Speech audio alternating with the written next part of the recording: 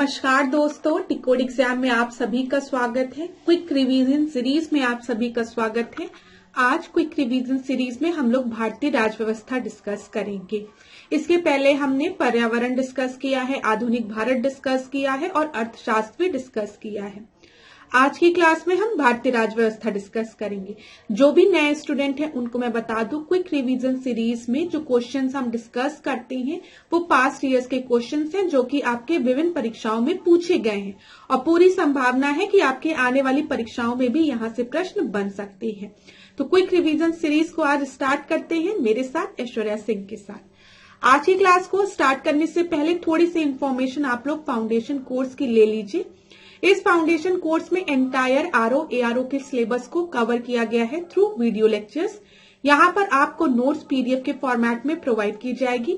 आपको test series provide की जाएगी जहां पर आप अपने परफॉर्मेंस को इवैल्यूएट कर सकते हैं और अगर आपको किसी भी तरीके का डाउट होता है तो आप टेलीग्राम ग्रुप पे पूछ भी सकते हैं। क्लास इस कोर्स से रिलेटेड कोई भी इंफॉर्मेशन चाहिए तो नीचे व्हाट्सएप नंबर दिया है, वहां पर आप कांटेक्ट करिए। लेकिन अब आपकी परीक्षा बहुत करीब आ गई है तो मैं आपको एडवाइस करूंगी कि आप टेस्ट सीरीज ज्वाइन कर लीजिए, क्योंकि इस टेस्ट सीरीज में 47 टेस्ट है और अगर हम क्वेश्चंस को देखें तो 4800 अप्रोक्सीमेटली क्वेश्चंस यहाँ पर हैं। ठीक है, तो आपकी एक अच्छी प्रैक्टिस हो जाएगी क्वेश्चंस की। अगर इस टेस्ट सीरीज को आपको ज्वाइन करना है तो नीचे व्हाट्सएप नंबर दिए गए हैं, वहां पर आप कांटेक्ट कर सकते हैं। डिकोड एग्जाम आप लोगों के लिए समान हिंदी की पुस्तक भी लेकर आया है जो कि आप घर बैठे ऑर्डर कर सकते हैं फ्लिपकार्ट या फिर अमेजोन से, या फिर आप चाहें तो इसे अपने नियरेस्ट बुक स्टोर से जाकर खरीद भी सकते हैं। परीक्षा की दृष्टि से महत्वपूर्ण पुस्तक है, तो एक बार इसका अध्ययन कर लीजिए। चलिए अब आज की क्लास को स्टार्ट करते हैं। लास्ट क्लास में मैंने आप लोगों का कमेंट पढ़ा था। आप में से किसी स्टूडेंट को डाउट था कि मैम मुझे बहुमत नहीं समझ में आ रहा है, तो आज हम सबसे पहले उस स्टूडेंट के डाउट को क्लियर करेंगे। मैंने आपसे पहले भी कहा है कि अगर आपको किसी भी तरीके का डाउट होता है, कोई टॉपिक नहीं समझ में आता है, तो बेझिझक आप कमेंट बॉक्स में मुझे बता दिया करिए। नेक्स्ट क्लास में हम उसको कवर कर लिया करेंगे। तो आज हम सबसे पहले बहुमत समझते हैं और बहुत आसान शब्दों में इसको समझते हैं। क्लास देखिए, जब भी हम बहुमत की बात करते हैं तो मेनली हम 4 तरीके के बहुमत की बात करते हैं। सबसे पहला बहुमत है साधारण बहुमत, जिसको कि हम सिंपल मेजोरिटी कहते हैं। फिर पूर्ण बहुमत, जिसको कि एब्सोल्यूट मेजोरिटी कहते हैं। विशेष बहुमत, स्पेशल मेजोरिटी, और फिर प्रभावी बहुमत, जिसको कि इफेक्टिव मेजोरिटी कहते हैं। अब एक एक बहुमत को ध्यान से सुनो। यहाँ पर जब भी हम सिंपल मेजोरिटी की बात करेंगे, साधारण बहुमत की बात करेंगे, तो यहाँ पे मोर देन 50%, 50% से ज्यादा होना चाहिए। किसका? प्रेजेंट एंड वोटिंग का। अब समझो, मैंने आपसे कहा कि मेरे क्लास की जो स्ट्रेंथ है, हम ऐसे एक छोटा सा एग्जाम्पल लेके चल रहे हैं। मेरे क्लास में 50 बच्चे की स्ट्रेंथ है, ठीक है। टोटल इनरोलमेंट जो है वो 50 बच्चों के है, लेकिन आज क्लास में खाली 40 स्टूडेंट जो हैं वो प्रेजेंट हैं। तो अगर आप मुझसे पूछेंगे मैम तो साधारण बहुमत क्या होगा, 50% को हम लेंगे, 50% हम किसका लेंगे? 50 का लेंगे टोटल स्ट्रेंथ का, कि जो प्रेजेंट है उनका। ठीक है, तो मैं कहूंगी जो प्रेजेंट है और वोट कर रहे हैं उनका। ठीक है, ये समझ में आया? तो ये चीज याद रखिएगा कि कितने भी आपकी स्ट्रेंथ हो, लेकिन उस दिन उस सदन में जितने लोग आपके प्रेजेंट हैं और वोट कर रहे हैं उनका मोर देन 50% होना चाहिए, तब हम उसको क्या कहते हैं? साधारण बहुमत कहते हैं, सिंपल मेजोरिटी कहते हैं। ठीक है क्लास, अब देखो यहीं पर जो मैंने आपसे कहा कि मेरे क्लास में आज 40 बच्चे ही प्रेजेंट हैं, 10 बच्चे एब्सेंट हैं, लेकिन उन 40 बच्चों में एक स्टूडेंट जो है उसकी तबीयत खराब हो गई और वो घर चला गया। अब मेरे क्लास में बचे 39 स्टूडेंट। तो अब अगर 39 स्टूडेंट ही बचे हैं तो यही आपके प्रेजेंट है और वोट करेंगे। वो जो एक स्टूडेंट घर चला गया वो वोट नहीं करेगा। तो हमेशा याद रखिएगा, जब भी साधारण बहुमत की बात करें तो जितना महत्व हम प्रेजेंट को देते हैं कि कौन उपस्थित है, उतना ही महत्व हम दूसरे शब्द को वोटिंग, ठीक है, वोट भी डालना है, इसको देते हैं। तो साधारण बहुमत मतलब more than 50% of present and voting. समझ में आया? अब 40 का अगर हम निकालेंगे तो कितना हो जाएगा? देखो 50 का हम निकालें, यहां पर इसको थोड़ा डिलीट करते हैं, ये आपका थोड़ा सा गंदा हो गया है ताकि आपको और अच्छे से समझ में आए। तो ये देखिए क्लास 50 का अगर हम निकालेंगे 40 का, तो यहाँ पर आपका 1/2 ही आता है, लेकिन आपको समझाने के लिए मैंने शून्य शून्य कैंसिल कर दिया है, तो यहाँ पे 2 हुआ। ठीक है, तो यहाँ पर कितना हुआ आपका 20 हो जाएगा। ठीक है, 20 और प्लस 1 मतलब 21। मोर देन 50% की बात बोला है, तो 50% प्लस 1, तो 40 का 50% आधा, सीधे आधा कर दो 20 हो जाएगा और उसमें 1 जोड़ दो 21 हो जाएगा। समझ में आया? अब जानते हो जब मैं 50% करेंगे तो बहुत से स्टूडेंट कहेंगे मैम देखो डायरेक्ट 20 होगा ना, आप क्यों इतना कैलकुलेशन करिए। लेकिन मैं चाहती हूँ मेरे क्लास में हर स्टूडेंट को समझ में आए। ठीक है, ये चीज समझ में आई। जब भी मैं बोलूंगी साधारण बहुमत तो आप कहोगे मैम जितने भी मतलब जो भी प्रेजेंट है वोट कर रहे उनका 50% प्लस 1, क्योंकि हम मेजोरिटी की बात करें तो प्लस 1 लगाएंगे। ठीक है, ये चीज क्लियर हो गई।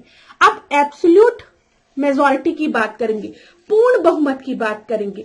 तो पूर्ण बहुमत में हम लोग 50% of the total strength of house की बात करते हैं। मैंने आपको पहले ही बता दिया था कि मेरे क्लास की आज स्ट्रेंथ मतलब मेरे क्लास की जो स्ट्रेंथ है वो है 50 की। ठीक है, भले 50 में 40 ही बच्चे आए हैं, लेकिन जब हम एब्सोल्यूट मेजोरिटी की बात करेंगे तो हम 50 का 50% निकालेंगे। ठीक है, तो यहाँ पे जब 50 का 50% निकालोगे तो 50 को आधा करोगे 25, और मेजोरिटी की बात करें प्लस 1 तो 26 हो जाएगा आपका एब्सोल्यूट मेजोरिटी। ठीक है, सिंपल मेजोरिटी और एब्सोल्यूट मेजोरिटी में, साधारण बहुमत और पूर्ण बहुमत में यही होता है कि पूर्ण बहुमत में हम जो पूरी स्ट्रेंथ होती है, ठीक है, जितने आपके मेंबर्स हैं पूरी स्ट्रेंथ का मोर देन 50% लेते हैं, और साधारण बहुमत में हम प्रेजेंट एंड वोटिंग का मोर देन 50% लेते हैं। चीजें क्लियर हो गई होगी। चलो अब स्पेशल मेजोरिटी देखते हैं। जब भी हम विशेष बहुमत की बात करते हैं क्लास, तो आप याद रखेंगे विशेष बहुमत 2/3 होता है। 2/3 ऑफ टोटल स्ट्रेंथ भी हो सकता है और 2/3 ऑफ प्रेजेंट एंड वोटिंग भी हो सकता है। 2/3 की हम बात करें, कहीं कहीं आपका 2/3 ऑफ टोटल स्ट्रेंथ, जितनी स्ट्रेंथ है उतने का, और कहीं कहीं 2/3 ऑफ प्रेजेंट एंड वोटिंग, तो वो आपका स्पेशल मेजोरिटी कहलाता है, विशेष बहुमत कहलाता है। इफेक्टिव बहुमत की बात करेंगे, प्रभावी बहुमत की बात करेंगे, तो ये 50% ऑफ द स्ट्रेंथ। ठीक है, strength is calculated by subtracting the vacant seat from the total strength. अब आप समझो मेरी क्लास की जो टोटल स्ट्रेंथ है वो 50 बच्चों की सीटें हैं, मतलब मेरे क्लास में जो सीटें लगी हुई हैं बच्चों के बैठने के लिए वो 50 बच्चों की है। लेकिन इस साल मेरे क्लास में किन्हीं रीजनों के कारण 5 बच्चे नहीं इनरोल किए। स्ट्रेंथ थी 50% की, लेकिन अभी खाली इनरोल किया है 45 स्टूडेंट ने, तो कितनी वैकेंसी है -5 की। तो यही चीज बोला गया है 50% of the strength, and strength is calculated by subtracting the vacant seat from the total strength. जितनी आपकी वेकेंट सीट है उनको हम सब्ट्रैक्ट करेंगे तब निकालेंगे। ये चीज क्लियर हो गई होगी, ये आपकी प्रभावी बहुमत है। चीजें क्लियर हो गई, अब बिल्कुल भी कंफ्यूज मत होना। अब देखो जब भी मैं साधारण बहुमत की बात करूंगी, ठीक है, सिंपल मेजोरिटी की बात करूंगी, तो यहां पर आप ध्यान में रखना, जैसे कि लोकसभा का केस यहां पर लिया है, अब हम लोकसभा का केस लेके इसको समझ लें। लोकसभा की अभी हम माने कि 545 जो है वो कुल ताकत है, ठीक है, जिसमें से 45 लोग जो हैं वो अनुपस्थित है, मतलब एब्सेंट है नहीं, ठीक है, और 100 लोग जो हैं वो मतदान में नहीं आए हैं। अब समझो क्लास यहां पर और अच्छे से, मैं आपको साधारण बहुमत बता रही हूँ, सिंपल मेजोरिटी बता रही हूँ। लोकसभा की 545 स्ट्रेंथ में से मैंने आपसे कहा कि जो 40 लोग हैं वो अनुपस्थित हैं, एब्सेंट है, तो -45 करेंगे, ठीक है, इसमें से, और 100 लोग मतदान नहीं दे रहे हैं, तो मतलब हम -145 करेंगे, ठीक है। और जब 545 में से -145 करोगे तो कितना बचेगा, 400 बचेगा, क्योंकि मैंने आपको बताया था कि साधारण बहुमत में मोर देन 50% ऑफ प्रेजेंट भी होने चाहिए और वोट भी दे रहे हो। तो बोला कि 45 लोग एब्सेंट हैं, ठीक है, और 100 लोग आए हैं लेकिन वोट नहीं दे रहे हैं, तो इसलिए -145 हमने किया। अब 400 का हम निकालेंगे मोर देन 50%, तो आप जब 400 का 50% निकालोगे तो सीधे डिवाइड कर दो, तो 200 आ जाएगा, और उसमें +1 कर दो तो 201 आ जाएगा। समझ में आ गया, ये साधारण हो गया। चीजें क्लियर हो गई। ऐसे ही जब हम पूर्ण बहुमत की बात करते हैं, पूर्ण बहुमत एब्सोल्यूट की, ठीक है, जिसमें कि 50% से अधिक के बहुमत की बात कर रहे हैं, तो यहां पर मैंने आपको बताया 50% ऑफ स्ट्रेंथ की हम बात कर रहे हैं, और मैंने लोकसभा की स्ट्रेंथ कितनी ली है, 545 ली है। तो 545 का जब आप 50% निकालोगे तो देखो क्लास, ये थोड़ा पॉइंट में आएगा, ठीक है। लेकिन अब आप किसी आदमी को बीच में से काट तो दोगे नहीं कि भाई इतना ही हिस्सा तुम्हारा आएगा, सदन में इतना हिस्सा नहीं आएगा, क्योंकि हमारा डिवाइड करने पे, इसको 2 से डिवाइड करने में पॉइंट में आ रहा था। ये काम मत करना प्लीज क्लास, ठीक है, पॉइंट वाले को छोड़ देना। तो यहां पर आपका कितना आएगा, 272 जब इसको तुम हाफ करोगे, ठीक है, और मोर देन 50% तो +1 करोगे तो लोकसभा की कितनी स्ट्रेंथ होनी चाहिए आपके पूर्ण बहुमत के लिए, एब्सोल्यूट मेजॉरिटी के लिए 273 स्ट्रेंथ। समझ में आ गया, ठीक है। चलो अब यहीं पे अगर हम राज्यसभा को देखेंगे तो ये आएगा आपका 123, ठीक है, इसको आप कैलकुलेट करोगे तो आएगा।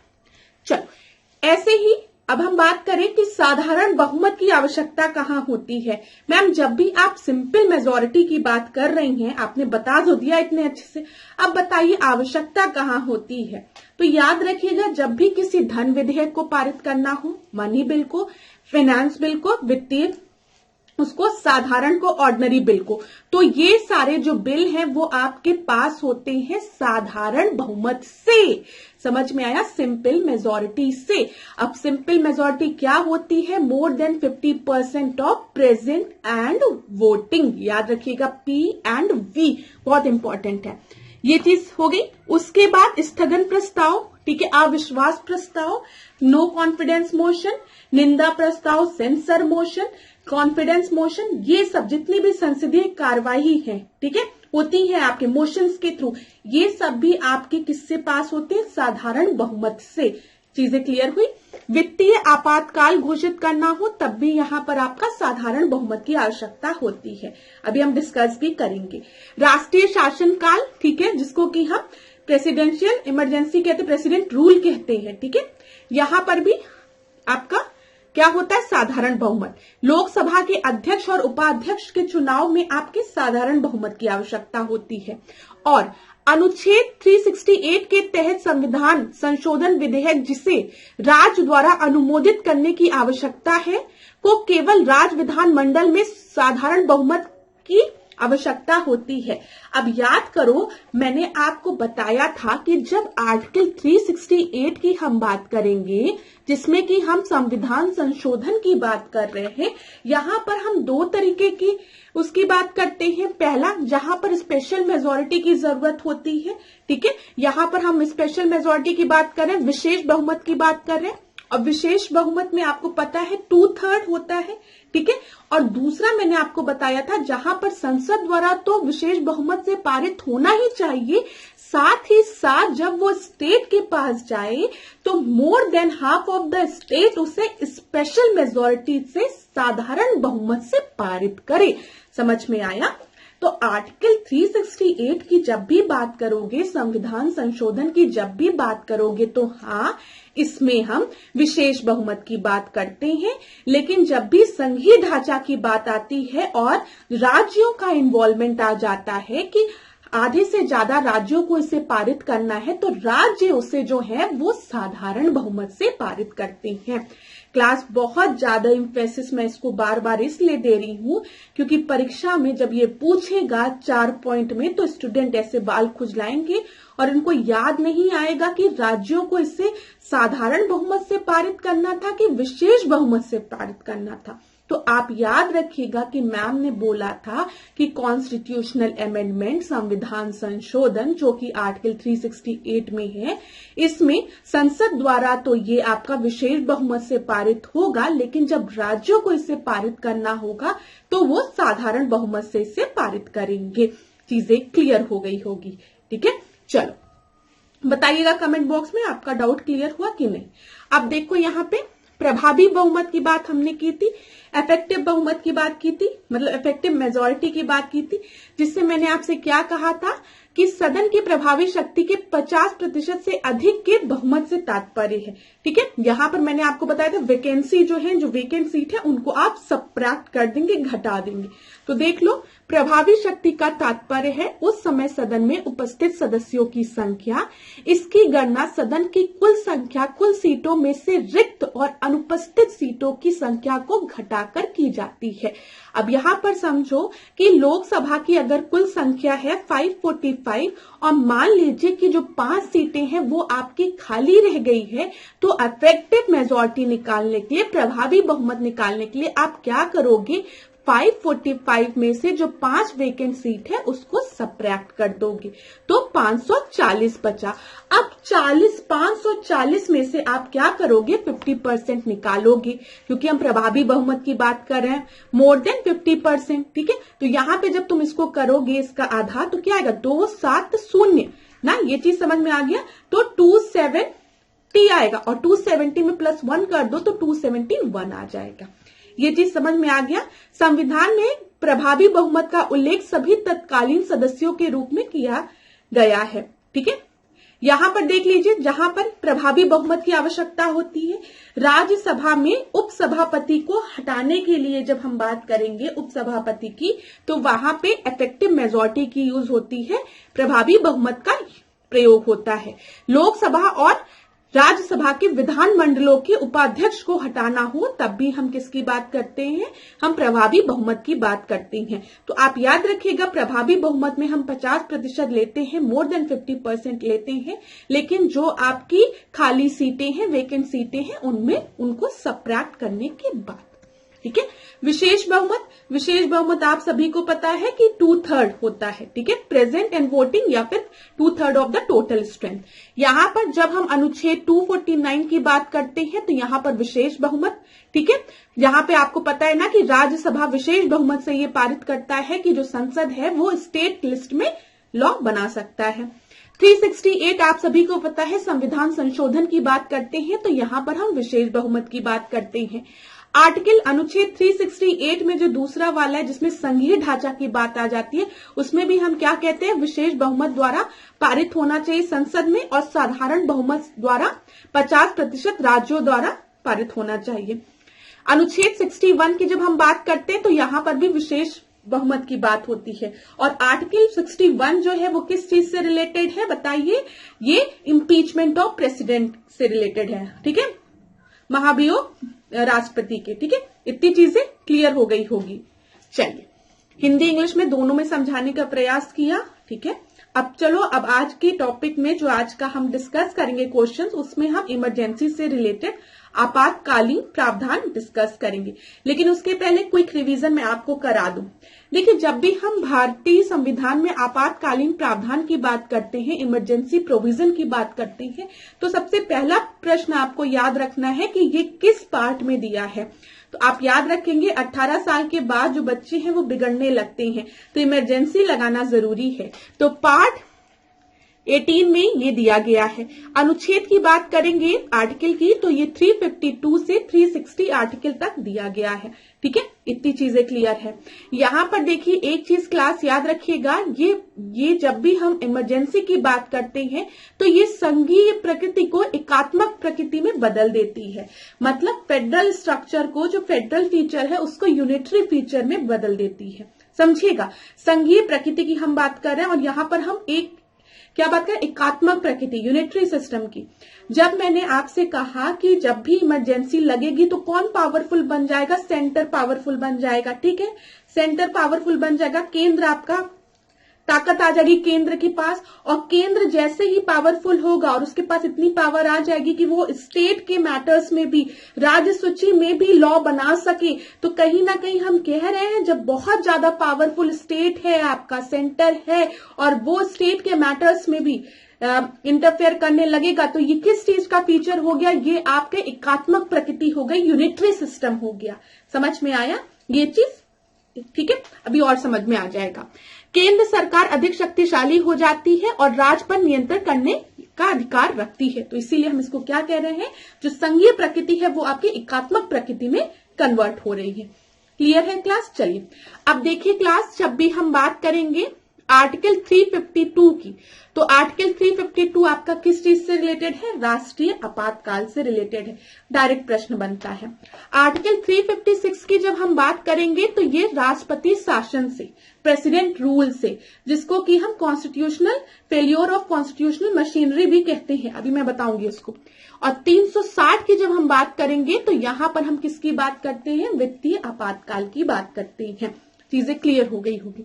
अब एक एक को डिस्कस करते हुए चलते हैं। देखिए, सबसे पहले हम घोषणा का आधार करते हैं कि हम घोषणा के आधार पर चर्चा करते हैं कि क्या आधार है राष्ट्रीय आपातकाल लगाने का, संवैधानिक आपातकाल लगाने का और वित्तीय आपातकाल लगाने का।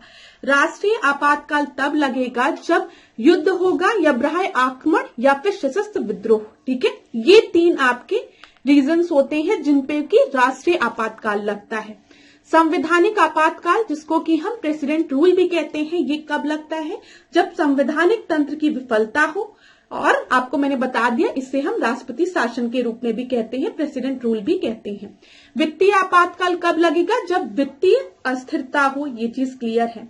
अब क्लास परीक्षा में प्रश्न बनता है सबसे पहला कि राष्ट्रीय आपातकाल किस अनुच्छेद में दिया है?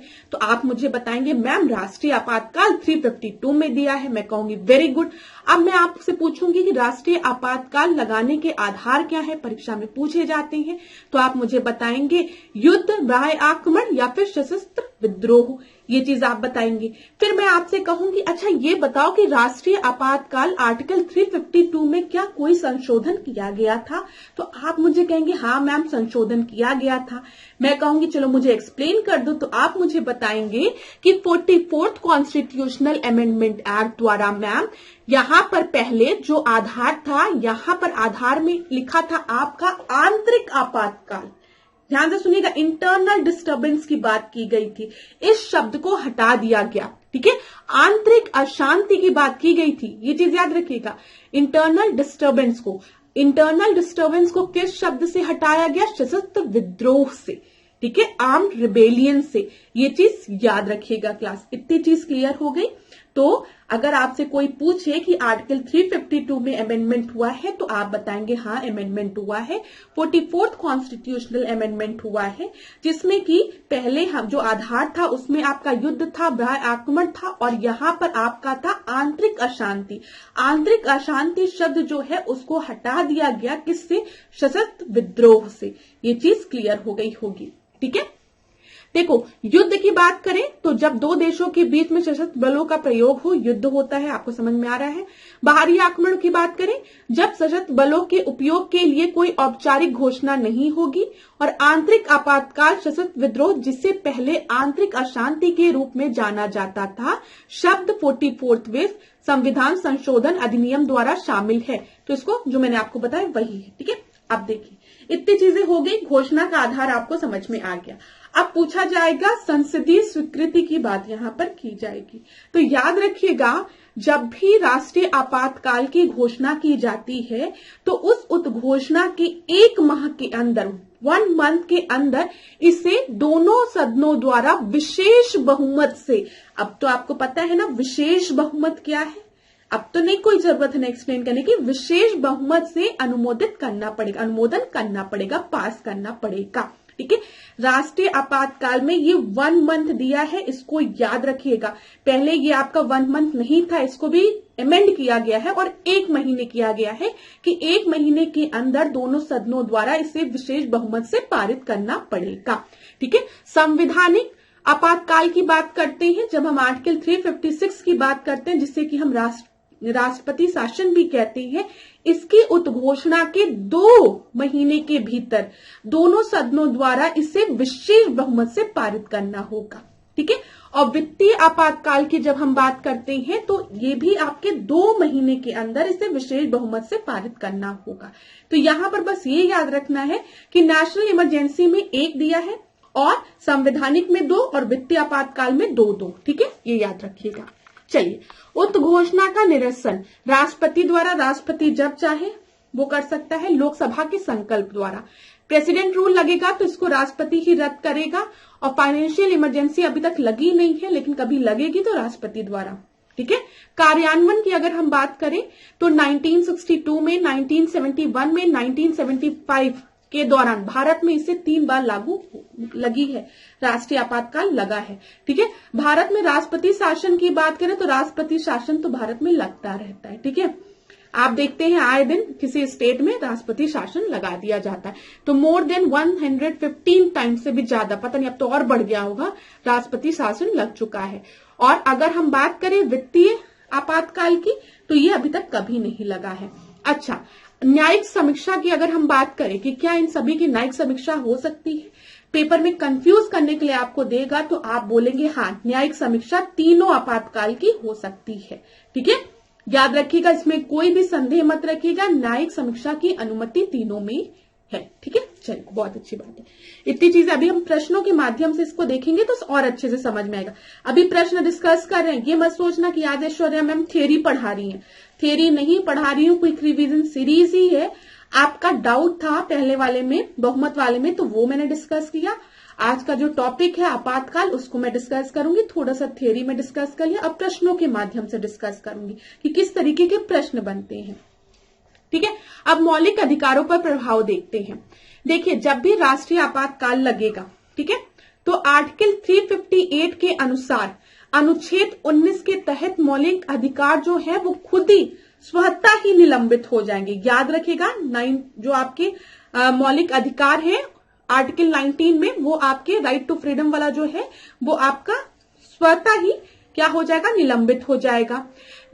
अनुच्छेद 19 को केवल युद्ध या बाहरी आक्रमण के आधार पर निलंबित किया जा सकता है, ना कि 44वें अधिनियम के बाद सशस्त्र विद्रोह के मामले में। तो ये चीज याद रखिएगा, सशस्त्र विद्रोह की बात हम करेंगे, आर्म्ड रिबेलियन की बात करेंगे तो आर्टिकल 19 आपका नहीं सस्पेंड होगा। अगर बाहरी आक्रमण है, युद्ध है, तो उस कंडीशन में आर्टिकल 19 आपका अनुच्छेद 358 का यूज करके ऑटोमेटिकली स्वतः ही निलंबित हो जाएगा। याद रखिएगा क्लास। ठीक है। आर्टिकल 359 के तहत राष्ट्रपति उपचारात्मक उपायों को निलंबित करने के लिए अधिकृत है और 44वें संविधान संशोधन के साथ अनुच्छेद 20 और 21 द्वारा गारंटीकृत मौलिक अधिकारों के प्रवर्तन के लिए न्यायिक समीक्षा को निलंबित नहीं कर सकता है। देखिए, ये है, परीक्षा में पूछा जाता है कि कौन सा आर्टिकल आपका नहीं सस्पेंड होता है। ठीक है। इमरजेंसी के समय भी तो आप याद रखिएगा 20 और 21। ठीक है। आप किसी का राइट टू लाइफ, जीवन का अधिकार, ये सब नहीं ले सकते हो। ठीक है। अब देखो प्रश्न कैसे बनते हैं, अब अभी समझ में आएगा। जो हमने डिस्कस किया है वो समझ में आया है कि नहीं, वो प्रश्नों के माध्यम से समझ में आएगा।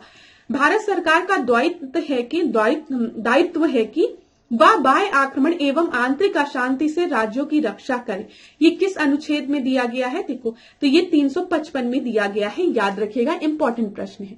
सबको पता रहता है राष्ट्रीय आपातकाल 352 में है और राष्ट्रपति शासन 356 में है, लेकिन ये वाला जो बोला गया है कि भारत सरकार का दायित्व है कि बाह्य आक्रमण एवं आंतरिक अशांति से राज्यों की रक्षा करें, ये अनुच्छेद 355 में दिया है, 355 में। भारत में राष्ट्रीय आपातकाल की घोषणा करने के आधार क्या क्या है, मैंने अभी डिस्कस किया है। ठीक है। युद्ध, बाह्य आक्रमण, ठीक है, फिर यहां पर सशस्त्र विद्रोह। आपात की उद्घोषणा का आधार नहीं हो सकता है आंतरिक अशांति, इंटरनल डिस्टर्बेंस नहीं हो सकता है। 44th कॉन्स्टिट्यूशनल अमेंडमेंट के थ्रू आंतरिक अशांति को सशस्त्र विद्रोह से रिप्लेस कर दिया गया था। भारत के राष्ट्रपति द्वारा राष्ट्रीय आपातकाल की घोषणा की जा सकती है, किसमें, अनुच्छेद 352 में, आपको पता है। इन परिस्थितियों में राष्ट्रपति आपातकाल घोषित कर सकता है जब बाह्य आक्रमण हो, राज्यों में संवैधानिक तंत्र की विफलता हो, फेल्योर ऑफ कॉन्स्टिट्यूशनल मशीनरी, ठीक है, और आर्थिक संकट मतलब फाइनेंशियल इमरजेंसी हो। भारत के राष्ट्रपति मूल अधिकारों के कार्यान्वयन को स्थगित कर सकते हैं। ठीक है। कौन कौन, 20 और 21 को छोड़कर। 20 और 21 आपका सस्पेंड नहीं होता है। किस आर्टिकल, किस अनुच्छेद के अंतर्गत, 359 के अंतर्गत। देखिए प्रश्न पूछा है, इसलिए मैंने आपसे डिस्कस भी कर लिया था। संसद द्वारा संकट काल की घोषणा का अनुमोदन होना आवश्यक होता है। ठीक है। तो यहां पर याद रखिएगा, जब भी राष्ट्रीय आपातकाल की बात आएगी तो 1 माह के अंतराल में और उसमें 2 माह के। राष्ट्रपति का आपातकालीन अधिकार संविधान के साथ धोखा है। ये किसके द्वारा स्टेटमेंट दिया गया है, तो आप याद रखेंगे KM नाम्बियार द्वारा। ठीक है, इंपॉर्टेंट है, फिर पूछ सकता है, रिपीट कर सकता है, तो एक जगह लिख लीजिएगा। भारत के संविधान के अनुच्छेद 360 के अधीन वित्तीय आपात से संबंधित सही कथन है। सही कथन देखिए, वित्तीय आपात की उद्घोषणा 2 मास की समाप्ति पर प्रवर्तन में नहीं रहेगी यदि उस अवधि की समाप्ति से पहले संसद के दोनों सदनों के संकल्प द्वारा उसका अनुमोदन नहीं कर दिया गया हो। तो एकदम सही है, मैंने आपको बोला है 2 माह के अंदर उसे आपका पास करा देना चाहिए, जो भी आपके हाउस है पार्लियामेंट के संसद द्वारा उसको पारित हो जाना चाहिए। अगर नहीं होगा तो क्या होगा, वो आपकी ये जो वित्तीय उद्घोषणा है वो आपकी समाप्त हो जाएगी। ठीक है, भारतीय संविधान के अनुच्छेद का उपयोग अभी तक नहीं हुआ है, कौन सा, 360 का, वित्तीय आपातकाल का। भारत में वित्तीय आपातकाल की घोषणा आज तक नहीं की गई है, कभी नहीं।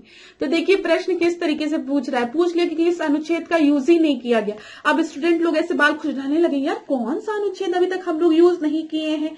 तो जो भी उसमें समझदार होगा वो देखिएगा 360 में वित्तीय आपातकाल की बात की गई है। ठीक है, और आज तक हमारे यहाँ कभी भी फाइनेंशियल इमरजेंसी नहीं लगी है, तो इसका मतलब आर्टिकल 360 का यूज नहीं हुआ है। तो देखो प्रश्न कितने अच्छे खूबसूरती से पूछा जाता है कभी कभी। भारतीय संविधान के अंतर्गत आपातकाल की सोच है, कितने तरीके के आपातकाल की बात की है, 3 तरीके की, आप सभी को पता है। राष्ट्रीय आपातकाल में लोकसभा की अवधि, देखिए क्लास, जब भी राष्ट्रीय आपातकाल लगेगा ना तो लोकसभा की जो अवधि है वो 1 साल हम लोग बढ़ा सकते हैं। ठीक है, इस तरीके से जब एक बार आप पास करेंगे तो 1 साल बढ़ेगा, 1 साल बढ़ेगा, इस तरीके से होता है। तो आपातकाल की समाप्ति तक बढ़ाई जा सकती है, लेकिन एक समय में देखिए एक बार में केवल 1 वर्ष के लिए ही बढ़ाई जा सकती है। ठीक है, राष्ट्रपति शासन की जब हम बात करते हैं प्रेसिडेंट रूल की, तो वो अधिकतम कितने वर्षों तक लगाया जा सकता है, 3 वर्षों तक। ठीक है, 3 वर्षों तक ही आपका लगातार राष्ट्रपति शासन लग सकता है। आपातकाल में किसी राज्य विधानसभा की अवधि बढ़ाई जा सकती है, किसके द्वारा, संसद द्वारा। अब हम डिस्कस करेंगे वित्त आयोग। आपातकाल से जो भी रिलेटेड प्रश्न बने हैं, ठीक है, इमरजेंसी से, वो हमने डिस्कस किया। आशा करती हूँ आपको समझ में भी आ रहा होगा चीजें। ठीक है, कोई परेशानी नहीं हो रही होगी। चलो वित्त आयोग की बात करते हैं, फाइनेंस कमीशन की बात करते हैं। सामान्य रूप से भारत में प्रति 5 वर्ष बाद वित्त आयोग की नियुक्ति की जाती है। और वित्त आयोग का मेन पर्पस क्या है, कार्य क्या है, केंद्रीय अनुदान और संघ के राजस्व में राज्यों का अंश निर्धारित करना। संघ एवं राज्यों के बीच वित्तीय वितरण डिवीजन कौन करता है, वित्तीय वितरण कौन करता है, वित्त आयोग की सिफारिश के आधार पर होता है, याद रखिएगा। भारत में शेयर बाजार तथा फ्यूचर्स बाजार में हुई लेन देन पर कर संघ द्वारा लगाए जाते हैं, राज्यों द्वारा एकत्रित किए जाते हैं। ये इस तरीके का प्रश्न आपका बना था। अब यहाँ पर क्लास में इन सबको डिस्कस करने के पहले ना, अच्छा डिस्कस ही कर लेते हैं पहले इसको, ठीक है, पहले डिस्कस कर लेते हैं, फिर अभी जो अपडेट है करंट का वो भी मैं आज की क्लास में बताऊंगी। आज की क्लास में आप लोगों को कई चीज अपडेट कराऊंगी मैं, जो कि परीक्षा की दृष्टि से बहुत महत्वपूर्ण है। तो अगर पूरी क्लास देख लेना, और जिसको भी छोड़ के जाना होगा तो चला ही गया होगा। कैसे पता चलेगा कि पूरी क्लास आज की देखनी है, बताओ। अब जो क्लास कर रहा होगा उसको समझ में आया होगा कि पूरी क्लास देखनी है। अब जो बीच ही में चला गया, अब उसका क्या किया जाए, कोई बात नहीं। जब प्रश्न यहाँ से फंसेंगे तो कमेंट बॉक्स में लिख देना कि मैम इस क्लास से प्रश्न तो फंसे थे, तब मजा आएगी जिसने नहीं देखा उसको। चलो ऐसी बात नहीं है, पढ़ लो, ठीक है। वित्त आयोग का मुख्य कार्य है केंद्रीय करों में राज्यों के भाग तथा केंद्र द्वारा राज्यों के लिए दी जाने वाली वित्तीय सहायता के सिद्धांत निर्धारित करना। ठीक है, आप याद रखिएगा, एकदम डायरेक्ट प्रश्न ये बनता है कि वित्त आयोग का कार्य क्या है। वित्त आयोग राष्ट्रपति को संस्तुति भेजने में मुख्य रूप से संबंधित है। राज्यों को दी जाने वाले अनुदान के सिद्धांत से, राज्यों एवं केंद्र के बीच करों के बंटवारे से।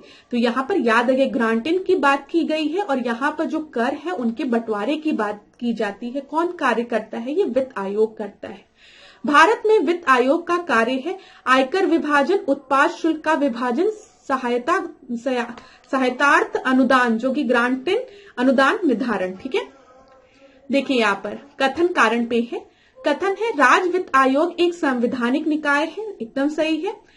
संघीय वित्त आयोग पंचायतों को वित्तीय सहायता देने के लिए संतुष्टि नहीं कर सकता है। क्लास ये गलत है। देखिए, मैंने लास्ट क्लास में पंचायत उसमें डिस्कस किया था कि स्टेट इलेक्शन कमीशन जो है वो पंचायत इलेक्शन कंडक्ट कराता है और स्टेट फाइनेंस कमीशन जो है वो पंचायतों को फाइनेंस से रिलेटेड उनके मैटर्स को देखता है। लेकिन अगर आप कहें कि जो आपका फाइनेंस कमीशन है वो पंचायतों को वित्तीय सहायता देने के लिए संतुष्टि ही नहीं कर सकता है, ये आपका गलत है। ठीक है, ये चीज याद रखिएगा।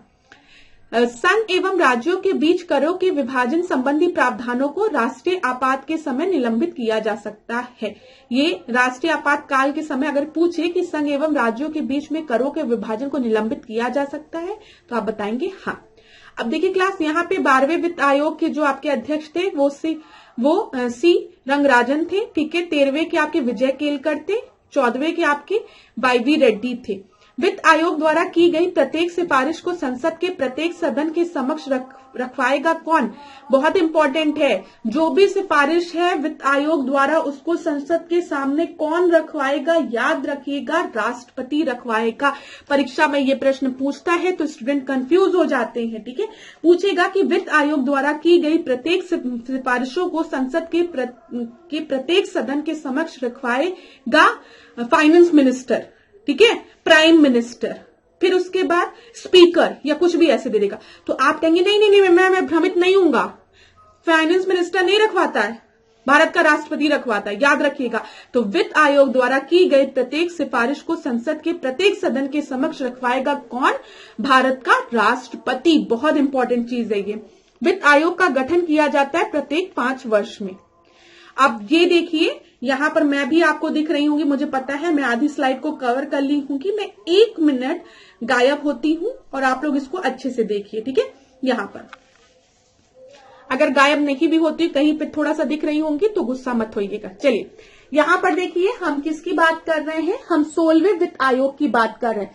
सबसे पहले ये पीआईबी की नोट्स है, ठीक है, और ये आपका कब का अपडेट है? देखिए 31 दिसंबर 2013 का आर्टिकल है ये। ठीक है क्लास, अब यहां पर देखिए क्या लिखा हुआ है? 16वां वित्त आयोग की बात हम किए हैं। कौन से वित्त आयोग की बात? एक मिनट पॉइंटर में हाईलाइटर लूं ताकि आपको अच्छे से समझ में आए। हाँ, अब यहां पर आप देखिएगा क्लास क्या लिखा हुआ? 16 फाइनेंस कमीशन, 16 फाइनेंस कमीशन लिखा हुआ है।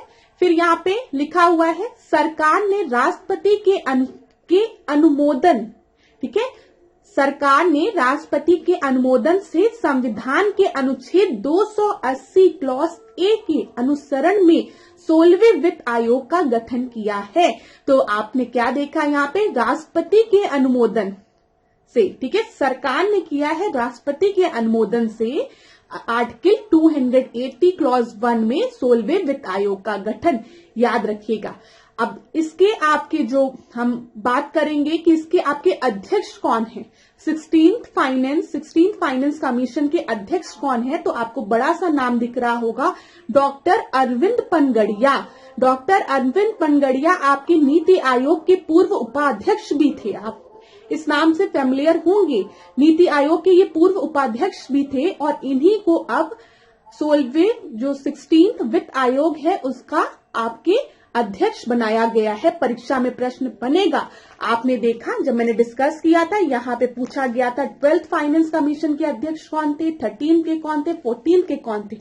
अब अगर इस बार परीक्षा में आपसे पूछा कि 16 फाइनेंस कमीशन के अध्यक्ष कौन है तो आप क्या बताएंगे? अरविंद पनगड़िया।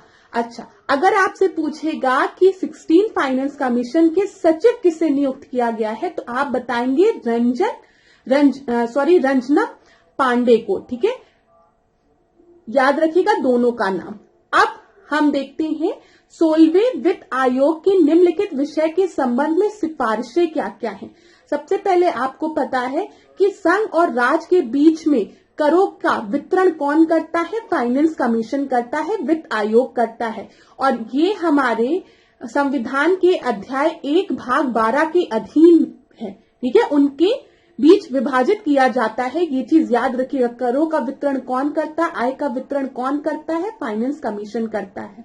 दूसरा पॉइंट अगर आप देखेंगे इसमें लिखा हुआ है, वे सिद्धांत जो भारत की संचित निधि से राज्यों के राजस्व के सहायता अनुदान को नियंत्रित करे और संविधान के अनुच्छेद 275 के अधीन राज्यों को उनके राजस्व के सहायता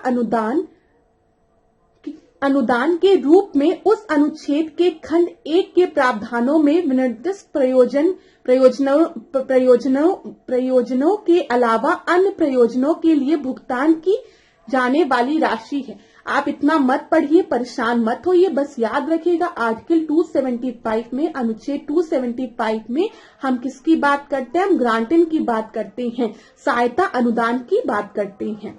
थर्ड पॉइंट देखिए, राज्य के वित्त आयोग द्वारा की गई सिफारिशों के आधार पर राज्य में पंचायतों और नगर पालिकाओं के संसाधनों को संपूरित करने के लिए राज्य की संचित निधि में वृद्धि करने के लिए आवश्यक उपाय, तो यहाँ पर कुछ रिकमेंडेशन है उसकी बात की गई है।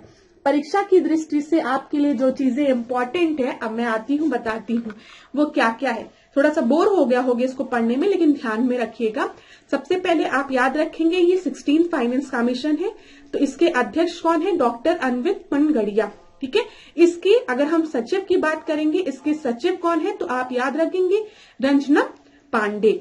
आर्टिकल किस अनुच्छेद में हम बात करते हैं फाइनेंस कमीशन की? 280 में बात करते हैं। मेन पर्पस क्या होता है? आय का वितरण, टैक्स का वितरण किसके? संघ और राज्य के मध्य। और इसकी जो टाइमलाइन है कितने, मतलब ये आपका क्या टेन्योर क्या है? तो आप याद रखेंगे 1 अप्रैल 2026 से शुरू होने वाले 5 वर्ष की अवधि को कवर करते हुए 31 अक्टूबर 2025 तक अपनी रिपोर्ट उपलब्ध कराएगा। अब हम योजना आयोग को डिस्कस करते हैं। योजना आयोग से रिलेटेड चीजों को देखिए। योजना आयोग का अंत किसने कर दिया था? आपको पता है प्लानिंग कमीशन पहले थी, अब प्लानिंग कमीशन हट गई है और प्लानिंग कमीशन की जगह नीति आयोग आ गया है। ठीक है, तो प्लानिंग कमीशन का अंत किसने किया था? नरेंद्र मोदी ने। ठीक है, योजना आयोग की स्थापना कब हुई थी? तो ये आपका 15 मार्च 1950 में। क्लास एक चीज मैं आपको बता दूं, भले अब योजना आयोग आपकी नहीं है, लेकिन इससे रिलेटेड प्रश्न अभी भी पूछे जाते हैं, इसलिए मैं आपको इसको रिवाइज करा दे रही हूं। तो इसका अंत किया था प्रधानमंत्री नरेंद्र मोदी जी ने और इसकी स्थापना की गई थी 15 मार्च 1950 में। योजना आयोग की स्थापना की गई थी संघीय मंत्रिपरिषद द्वारा एक विशेष प्रस्ताव पारित कर। ठीक है, योजना आयोग का स्थान किसने लिया है? नीति आयोग ने लिया है। वित्त आयोग एवं योजना आयोग के परस्पर विलय का प्रस्ताव किसने दिया था? ये भी प्रश्न पूछा जा सकता है। तो MV माथुर द्वारा ये प्रस्ताव दिया गया था कि प्लानिंग कमीशन और फाइनेंस कमीशन को विलय कर देना चाहिए, मर्ज कर देना चाहिए। संवैधानिक निकाय नहीं है। देखिए, योजना आयोग आपका संवैधानिक निकाय नहीं है, ना ही नीति आयोग संवैधानिक निकाय है।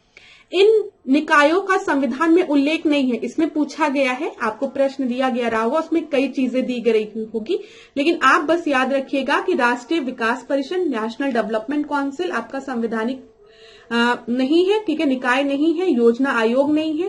ठीक है, नीति आयोग भी नहीं है। ठीक है, क्षेत्रीय परिषदों की बात करें, जोनल काउंसिल की बात करें तो वो भी नहीं है, याद रखिएगा।